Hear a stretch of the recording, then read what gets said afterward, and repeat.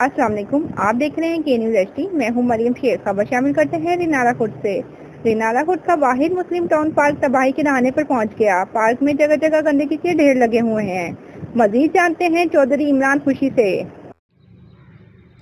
हाँ जी बिल्कुल, मैं इस वक्त मौजूद हूँ रिनाला खुर्द के मेन मुस्लिम टाउन पार्क में। पार्क के अंदर और बाहर की दीवारों के साथ गंदगी के ढेर लगे हुए हैं जिन पर मुख्तलिफ अक़साम की बीमारियाँ फैल रही हैं। अगर बात की जाए पार्क की घास की तो वो भी तबाह बर्बाद हो चुकी है और पार्क में जगह जगह झाड़ियाँ नुमा पौधे उगे हुए हैं जिन पर मुख्तलिफ अक़साम की बीमारियाँ फैल रही हैं और जो पार्क की खूबसूरती है वो भी तबाह बर्बाद हो चुकी है। इसलिए शहरियों ने पार्क में आना छोड़ दिया है और अवाम ने अरबाब इख्तियार से पुरजोर मुतालबा कर दिया है कि पार्क की असरों तमीर की जाए और बच्चे इधर आएँ और खेल सकें और इंजॉय कर सकें। जी।